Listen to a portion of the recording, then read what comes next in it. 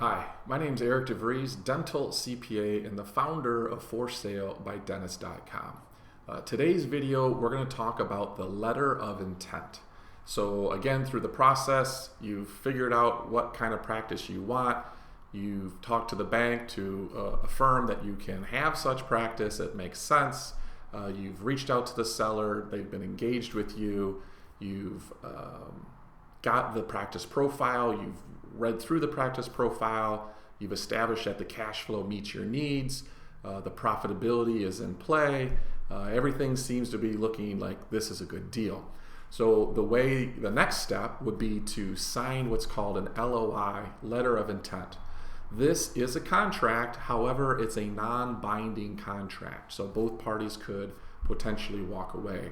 The reason for the letter of intent is to capture the spirit of the deal and also to put a hold on the seller to shop said practice while the buyer does his or her due diligence, right? So yes, the practice profile had a lot of great information, but there were still questions that you wanted to ask, but yet you wanted to show the seller that you're committed because again, right or wrong, bad or worse, it is a seller's market, and as a buyer, you need to move relatively quickly, not carelessly, but quickly. In the way to lock up a deal, if you would, or to put a pin in it to potentially take it off the market for a period of time would be this contract, the letter of intent. So how does this work? Typically, you would agree upon a price up front. So let's say, for example, the sales price on $1 million practice, which was a fee for service, let's say it was $750,000. And you looked and it cash flowed, it made sense, it checked all the boxes, and you say, you know what? If everything is as advertised, I'm fine. $750, let's go. Again, you've already been pre-approved with the bank. This deal can move forward.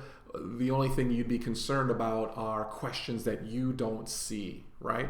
So you agree to the purchase price of $750,000. Maybe the accounts receivable probably would not be included, right? So you would say on there, I'm not purchasing the accounts receivable, which could be used as working capital. That's a whole nother topic. A lot of banks will give you working capital in addition to writing the loan at 100% with zero cash due at closing, but maybe a certain deal you need to do that. But the point of the story is sale price, accounts receivable, a list of assets, your traditional, all the fixed assets would be included.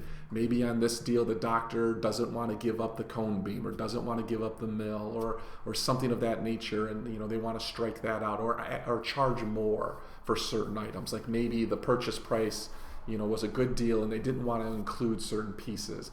In that letter of intent, that would all be outlaid. So again, the point of that is to have both sides come to an agreement in spirit, right? So that there's no surprises. What else is in there? Perhaps rent expense is a good one. Maybe the seller owns the building, so rent isn't in the profit and loss, but maybe the broker or the listing agent wrote $3,000 a month, $36,000 a year included in their valuation. Well, you would want to make sure that if that's the number they use, that $3,000 in rent would be guaranteed for X period of time, maybe or maybe not without an escalator or something of that. So you'd want to identify those things up front versus down the road, right? So that's an item. Maybe a start date. Hey, I'm in Michigan. This is a Florida deal. It's going to take me 90 days, for my license to get, approved or whatever. Maybe they want a quick sale, right? So the closing date, would be included in this document. If the seller were to stay post-sale, sometimes the seller wants to stay on, but the buyer doesn't want that, maybe, or vice versa.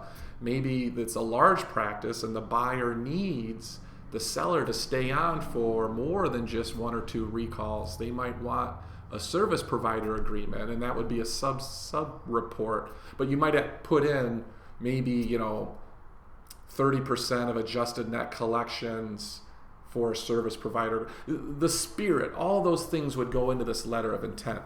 You would draft that as the buyer and ship it over to the seller. The seller would have 7 days usually to sign the letter of intent. And that kind of locks it up a little bit. It's non-binding, but it shows, you know, where they're at, where you're at, to move forward with the due diligence, where you would then maybe, you know, kick the tires a little bit more, go in for an office visit, go look at all the equipment, and so forth. Sometimes they will require an amount of money to be held in escrow, right? This usually happens when the seller is under a time constraint and they want to make sure that the buyer is serious, right? And so that comes up sometimes to have an escrow too. But again, all of that would be done in the letter of intent, very customary. That is the next step. After you've reviewed the practice profile, you want to go forward with this deal to take it off the table of the market for X period of days. This needs to be placed, and it holds both parties accountable-ish, right? So that, you know, without this document, in theory, the seller could still be shopping this around to the next highest bid. So you come through and doing your due diligence, and he or she says, oh, by the way, I've already got somebody else that I'm also working with.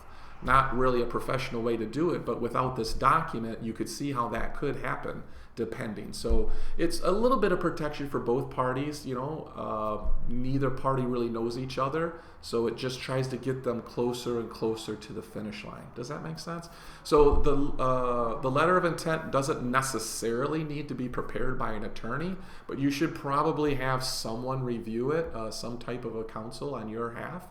Even if I've seen it where the seller will have a letter of intent that they'll just give over to the buyer and the buyer can sign it. Now you got to be careful as the buyer, just because you're sort of signing off on this, again, the spirit of the deal, and you want to review that just to make sure. You know, sometimes they want to give that to you right away and just sign it to move forward. So you want to make sure both sides really should make sure that this makes sense. Letter of intent. So there you go. Any other questions? We're here. There's a link below. Always talk to a dental CPA. Eric DeVries. Good luck.